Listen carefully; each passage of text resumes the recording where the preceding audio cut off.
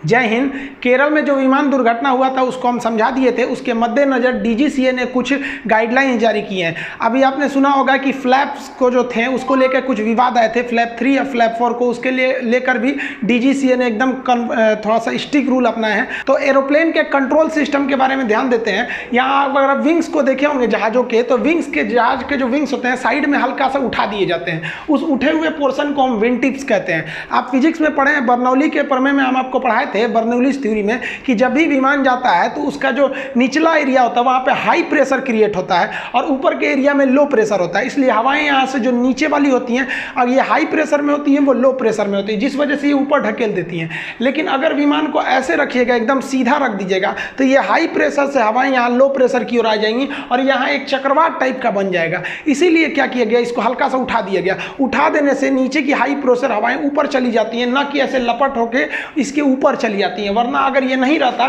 तो यहाँ नीचे से जो हवाएं थी वो ऊपर चली जाती, जिस वजह से यहाँ एक बाउंडर टाइप का बन जाता और जहाज डिसबैलेंस होती और एक खामखा में एयर का ड्रैग उत्पन्न होता, इंजन पे एक्स्ट्रा लोड पड़ता। जहाज का जो विंग्स होता है उसके सबसे लास्ट पार्ट में जो होता है वहां पर आपको एलिरोन मिलेगा। ये एलिरोन्स क्या होते हैं सब, ये बहुत महत्वपूर्ण भूमिका निभाते हैं जहाज को रोल करने में। रोल का मतलब होता है इस वहीं पे जहाज ऐसे हल्का सा जहाज में बैठिएगा ना, तो कभी रोल करेगा तो आपका सीट ऐसे झुक जाएगा, ऐसे झुकेगा ना तो नीचे की जमीन दिखेगी, इधर के वाला आसमान दिखेगा, इधर का कोई जमीन वगैरह नहीं दिखता है। तो इस घटना को कहते हैं रोल कराना। इस रोल कराने के लिए जहाजों का एकदम साइड का पोर्शन ये जो होता है, ये एलिरोन्स, ये महत्वपूर्ण होता है। इस एलिरोन्स की मदद से आप यहाँ देखिए जहाज हल्का सा बैंड हो गया, देखिए मुड़ेगा नहीं, घूमेगा नहीं, रोल करेगा, वहीं चलेगा सीधा लेकिन हल्का सा ऐसे रोल कर जाएगा। घुमाने के लिए अलग चीजें आते हैं सब। इसको जो होता है एलिरोन्स को घुमाने के लिए यहाँ पर आप देखेंगे यो दिया गया रहता है, इसको दाहिने करेगा तो दाहिने घूमेगा, बाएं करेगा तो बाएं घूम जाता है। इसमें घुमाया कैसे जाता है, एलिरोन्स की खासियत होती है, एक अगर ये एक ऊपर की ओर उठेगा तो एक नीचे की ओर उठ जाएगा।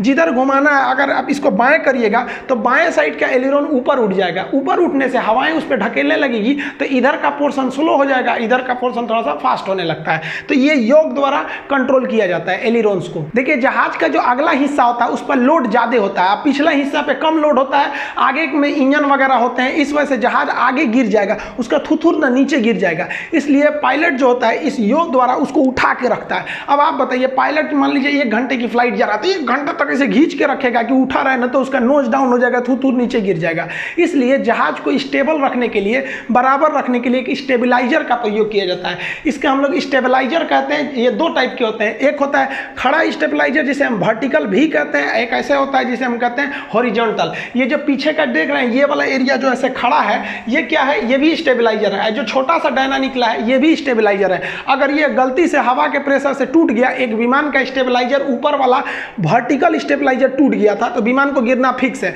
यही विमान को स्टेबल करके रखता है। तो जो ऐसे है पिछला डायना छोटका, वो है आपका हॉरिजॉन्टल स्टेबलाइजर, जो खड़ा है वो है आपका वर्टिकल स्टेबलाइजर। इसलिए भी इसको एल रख दिए। ये टूटा तो जहाज को थुथुर मुंह पर गिर जाएगा आगे। और अगर स्टेबलाइजर सब कुछ ठीक ठाक से है तो जहाज एकदम सीधा चलेगा। स्टेबलाइजर जहाज को घूमने नहीं देता है। तो अगर जहाज को ऊपर उठना है या नीचे उसको मूड़ी नीचे करना है या फिर उठा के ले जाना है तो स्टेबलाइजर में हल्का सा चेंजिंग करना पड़ता है, जिससे कि जहाज थोड़ा सा ऊपर नीचे मूव कर सके। यहां आप देखेंगे तो ये जो पीछे का स्टेबलाइजर है, तो ये जो हॉरिजॉन्टल स्टेबलाइजर है इस तरह से, उसका पिछला भाग रेड है और जो वर्टिकल स्टेबलाइजर है खड़ा, उसका पिछला भाग ब्लू है। इसको एक एक करके समझते हैं। हॉरिजॉन्टल स्टेबलाइजर जो होता है उसका पिछले भाग को हम एलिवेटर कहते हैं, जहां इसको रेड कलर से दिखाया गया एलिवेटर।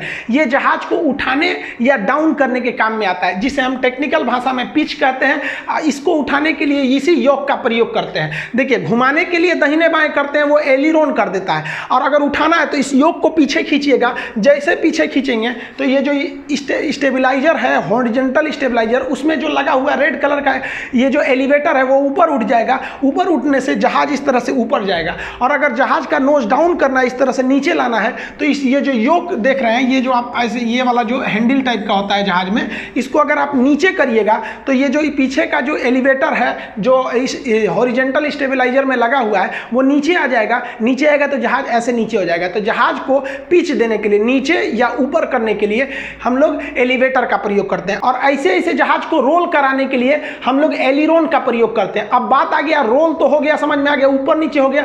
अब दाहिने बाएं तब कैसे करेंगे, तो दाहिने बाएं करने के लिए भी इसी स्टेबलाइजर के ऊपर वाले हिस्सा का प्रयोग करते हैं वर्टिकल स्टेबलाइजर का पिछला भाग को हम लोग रूडर कहते हैं। ये जो वर्टिकल स्टेबलाइजर का ब्लू वाला भाग रोडर है, इसको कंट्रोल करने के लिए पैर के पास पैडल्स दिए जाते हैं, जिसे रूडर्स पैडल कहते हैं। ये रूडर्स क्या होते हैं, जहाज को ये एकदम मान लीजिए यॉ करा देते हैं, मतलब एंगल से घुमा देते हैं, दाहिने या बाएं करा देते हैं। और जो एलिरोन्स था वो रोल करा रहा था, ये दाहिने बाएं इस तरह से लेके चला जाता है, जिसे यॉ एंगल कहते हैं।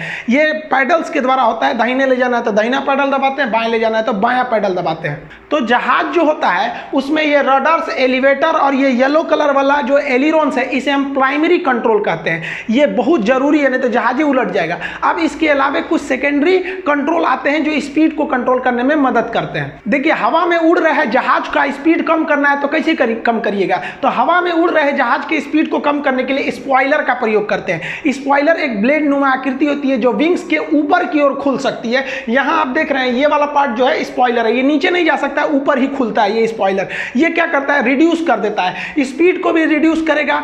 ये लिफ्ट यानी जहाज के मतलब लिफ्ट जो होता है ना, एयर लिफ्ट, उसकी क्षमता घटा देता है और इस जो हाइट है उसको भी घटा देता है। देखिए, जब जहाज हवा में उड़ रहा होता है तो ये स्पॉइलर को बहुत कम उठाया जाता है, लेकिन जब ये लैंडिंग करने के लिए रनवे पर आ जाता है तो इसको पूरा मैक्सिमम एंगल पर उठा दिया जाता है। इसके प्रिंसिपल को आप सिंपल समझ सकते हैं। आप कार में बैठिएगा और अपना हाथ इस तरह से निकाल लीजिएगा तो आपके हाथ के ऊपर हवाओं का प्रेशर उतना नहीं पड़ेगा, लेकिन जैसे ही आप हाथ को इस तरह से कर लीजिएगा, इस तरह से, तो हवाओं का प्रेशर पड़ने लगेगा और आप अपनी स्पीड को घटाने लगेंगे, कार के इंजन पर एक्स्ट्रा लोड पड़ने लगेगा।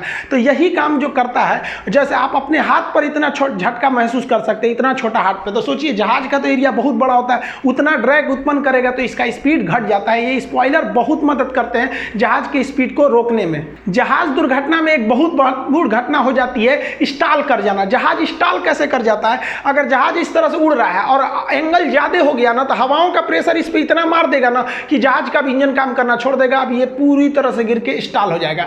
तो एंगल ऑफ अटैक को कम करने के लिए स्लेट लगा दिया जाता है। स्लेट क्या होता है, विंग्स के अगले भाग पर लगाए जाते हैं। ये विंग्स है तो यहाँ देखेंगे अगले भाग पर ये थोड़ा सा ऊपर नीचे फ्लक्चुएट कर सकता है, हल्का सा ये करता है। यहाँ हम बना दे रहे हैं, ये जो होता है ये वाला हिस्सा स्लेट होता है। यहाँ आप देख रहे होंगे ये हल्का सा नीचे हो गया है।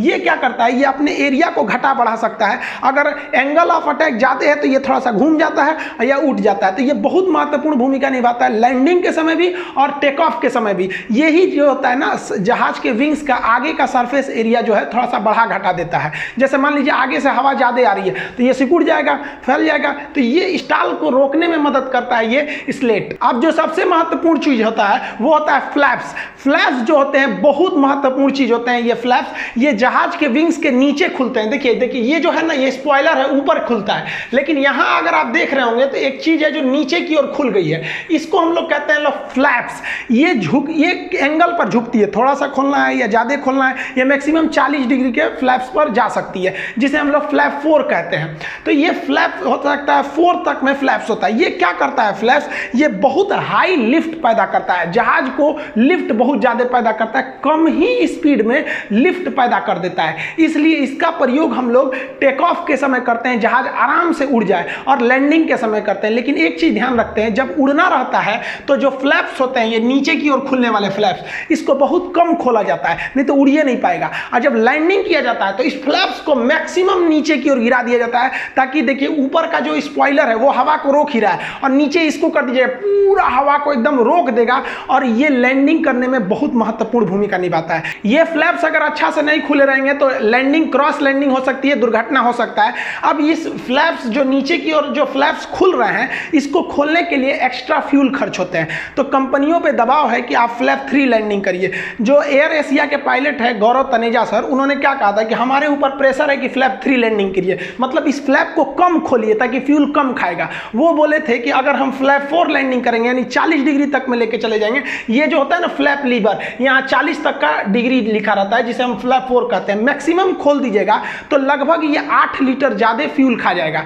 तो हर लैंडिंग पे 8 लीटर फ्यूल बचाने के लिए कंपनियां कह रही थी सब कि आप लैंडिंग कोशिश करिए फ्लैप 3 पे। अब आप बताइए, फ्लैप जो है वो कम खोलिएगा तो जाहिर सी बात है ज्यादा लंबा रनवे चाहिए। तो चलिए दिल्ली मुंबई जैसे रनवे पे कोई दिक्कत नहीं है, जैसे कोझिकोड में था, वहां पर अगर कंपनी पे प्रेशर रहेगा फ्लैप 3 लैंडिंग के लिए तो टेबल टॉप रनवे पे तो उस पर गिरना फिक्स है। तो ये फ्लैप 4 लैंडिंग जो है, लैंडिंग फ्लैप्स की मैक्सिमम एंगल को दर्शाता है कि कितना नीचे आ चुका है। यहाँ पर होता है फ्लैप लीवर जो पावर थ्रस्ट के बगल में ही बनाया गया रहता है। जब जहाज लैंडिंग के लिए तैयार रहता है तो जो केबिन क्रू होते हैं वो लोग क्या करते हैं, इस फ्लैप्स को ध्यान से देखते हैं। ये फ्लैप्स जो होते हैं ना, ये विंग साइड से देखे जा सकते हैं। अब जहाज में तो बहुत ज़्यादा खिड़की है, तो खोजेंगे सब कहाँ से दिख रहा है। तो जो फ्लैप्स होते हैं यानी जो विंग्स के पास जहाँ से फ्लैप्स आप आराम से देख सकते हैं, स्पॉइलर आराम से देख सकते हैं, वहाँ के जो दरवाजा होता है उसके पास एक ब्लैक कलर का ट्रायंगल बना दिया जाता है। ये ट्रायंगल इसलिए होता है दोनों साइड में कि जो अंदर के केबिन क्रू के जो एयर होस्टेस हैं वो ध्यान से देख सके उस खिड़की से कि फ्लैप्स, स्पॉइलर ये सब ठीक से खुले हैं सबकी नहीं, क्योंकि ये इनको अच्छे से काम करना जरूरी है। अगर फ्लैप्स ठीक से काम नहीं करेगा तो रनवे छोटा होने की स्थिति में ये थुथुर लेके नीचे चला जाएगा और विमान क्रैश हो जाएगा। आग लग गया तो फिर बहुत बड़ी दुर्घटना हो जाती है, आग नहीं लगता है तो थोड़ी दुर्घटना को कम किया जा सकता है। इस सब के अलावे भी कुछ स्पीड ब्रेक्स आते हैं, जैसे यहाँ आप देखेंगे तो ये इसका जो पिछला हिस्सा है ना विंग्स का, ये देखिए तो ये खुल गया, इसे स्पीड ब्रेक कहते हैं। ये खुल जाता है तो ये ज़्यादा ड्रैग पैदा करता है हवाओं का, और उसका जहाज जब लैंड हो जाती है तो ये बंद कर लेता है, एक नॉर्मल जहाज की तरह इसका हिस्सा हो जाता है, तो ये स्पीड ब्रेक हो गया। इसके अलावा और क्या प्रयोग किया जाता है, जो इंजन्स होते हैं उसे रिवर्स मोड पे कर दिया जाता है। रिवर्स मोड पे करेंगे तो यहाँ से इंजन ऐसे खुल जाता है, जहाज का डैने में जो इंजन लगा रहता है वो खुल जाएगा और उल्टा प्रेशर लगाने लगेगा, तो इसे रिवर्स इंजन कहते हैं। ये भी बहुत तेजी से रोक देता है विमान का। और अगर विमानों का स्पीड बहुत ज़्यादा है, जैसे स्पेस शटल हो जाते हैं, सब लड़ाकू जहाजें हो जाते हैं, तो उसमें पैराशूट दे दिया जाता है ये वाला। तो हमारे हिसाब से जो टेबल टॉप रनवे है उसका दो रास्ता है, या तो टेबल टॉप खत्म कर दीजिए, तो भाई टेबल टॉप कोई शौक से थोड़ी बनाता है, मजबूरी है, वहाँ आगे खाई रहती है जिस वजह से नहीं बन पाता है, तो कोई शौक से तो नहीं बना पाता है टेबल टॉप रनवे। तो जो टेबल टॉप रनवे या उस रूट की जो फ्लाइट्स हैं या उस किसी भी फ्लाइट्स में एक इस तरह से पैराशूट वाली चीज़ों को दे सकते थे। ये थोड़ा सा सस्ता वाला उपाय लगता है पैराशूट के लिए, ताकि एक बड़े से जहाज के लिए पैराशूट का कुछ खास मायने नहीं रखता है। फाइटर एयरक्राफ्ट में तो ये हमेशा प्रयोग किए जाते हैं, ये पीछे के पैराशूट जो उसको आराम से ड्रैग उत्पन्न करे और छोटे से रनवे पे जहाज को रोक सके और दुर्घटना को कम किया जा सके। आई होप आप कंट्रोलिंग सिस्टम समझ गए होंगे। इसके अलावा भी आप गेस किए होंगे तो जहाजों की खिड़कियां मैक्सिमम अंडाकार होती हैं, चौकोर नहीं बनाई जाती हैं, और इसके नीचे एक छोटा सा छेद जानबूझ के बना दिया जाता है। और एक चीज गौर किए होंगे कि जितनी भी जहाजें हैं वो ज्यादातर व्हाइट कलर की पेंट की जाती हैं, भले उनका लोगो चेंज करने के लिए लाल नीला हल्का इधर उधर कॉस्मेटिक पेंट कर दिए जाते हैं, लेकिन ज्यादातर जहाजें व्हाइट ही बनाई जाती हैं। और इंजन में आप ये वाली शेप की इस तरह से देखे होंगे, व्हाइट कलर का एक जलेबी टाइप का बना देता है। इसका मतलब क्या होता है, और सबसे बड़ा चीज क्या है, बर्नौलीज प्रिंसिपल फिजिक्स के हिसाब से जहाज किस तरह से लिफ्ट कर जाता है ऊपर इतने छोटे से रनवे के दौड़ने के बाद। रात में गौर किए होंगे कि जहाजों के पास दाहिनी और हरा रंग, इधर लाल रंग, या फिर टैक्सी लाइन, लोगो लाइट, ये सब क्या होते हैं, इसको कभी अन्य चर्चा कर देंगे। आई होप इसको समझ गए होंगे। मिलेंगे अगले वीडियो में, तब तक के लिए जय हिंद।